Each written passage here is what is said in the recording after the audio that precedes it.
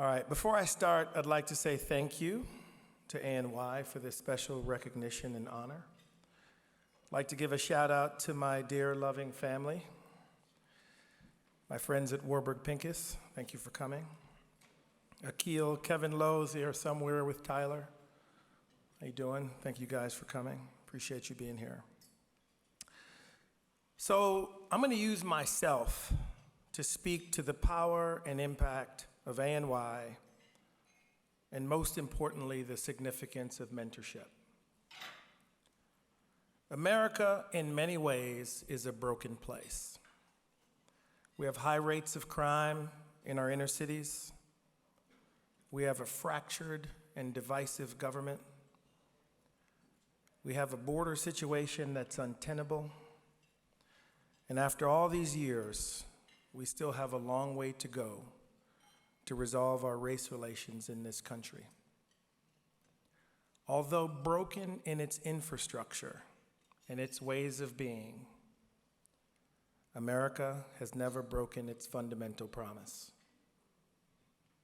In America, an immigrant like me, with non-college educated parents who came here with no plan and no job, can flourish into the highest and truest possibility.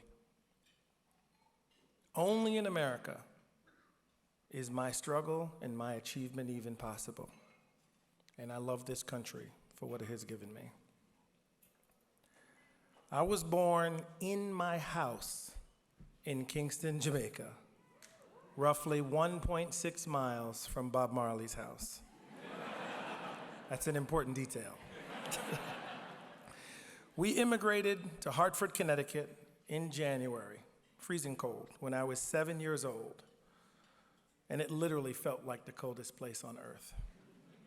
I thought my parents had clearly confused movement with progress. But from there, unfortunately, my story is like every other poor kid's story. I would like to wear this story as a personal badge of honor. But the truth is, many kids are living this story as I speak.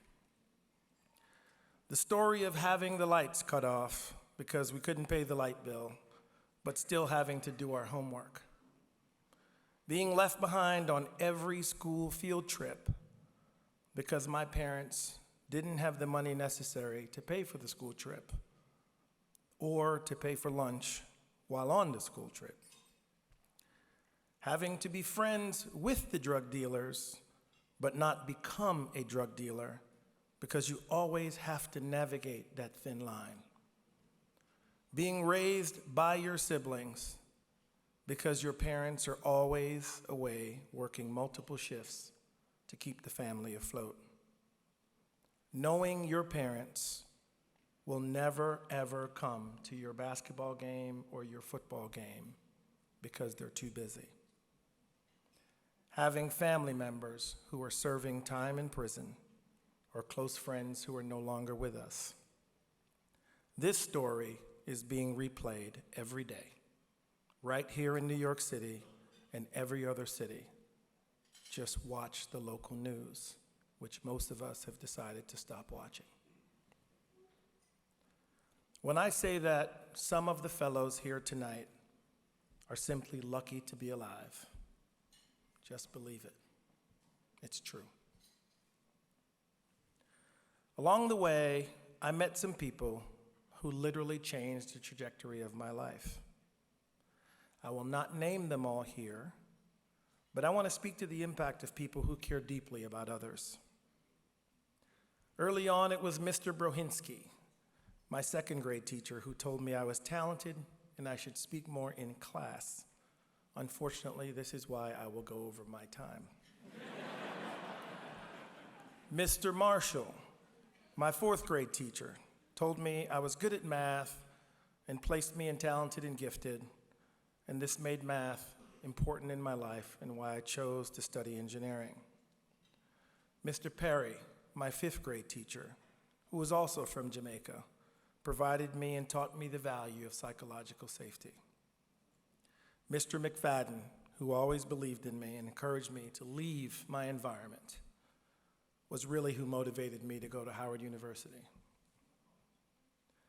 Throughout college and during my professional career, I amassed a number of additional great mentors who taught me how to study, how to dress for work, how to make a professional presentation, how to diagnose a problem analytically, how to think contextually, and thanks to a gentleman named Steve McAdam, I was taught how to trust people again and how to embrace vulnerability.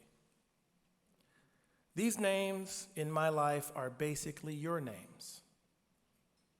You are the people who make a difference for troubled kids like myself.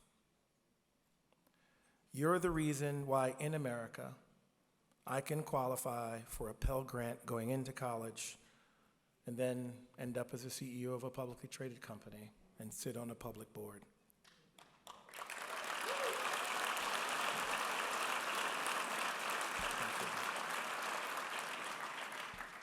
It's mentors like you that make the difference.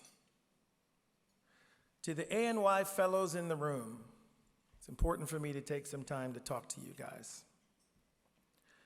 Your biggest challenge in life will be balancing the world you're from versus the world you're in. These worlds may never interact, and that's okay. You may be the only one in the room, and you should expect it, and that's okay. You will go back home and spend time with your family and friends and realize that you've changed. That's okay. Your mental models and your worldview were shaped from your past environment and will need to change because you're in a new environment. That's okay.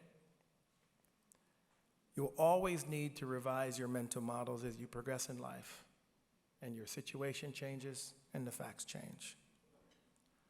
Be proud of your story. Put down your shame shields. People will think you're complicated and not easy to read. That's okay. It's because your life has been complicated. Don't, I'm looking this way because I know they're over here. Don't, and I mean don't, let anyone tell you what you can and cannot become.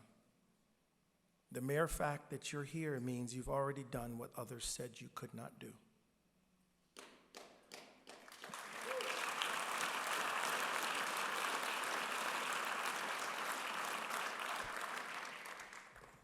As we would say in Jamaica, the race is not for the swift, but for who can endure it. Embrace the new and be authors of your life.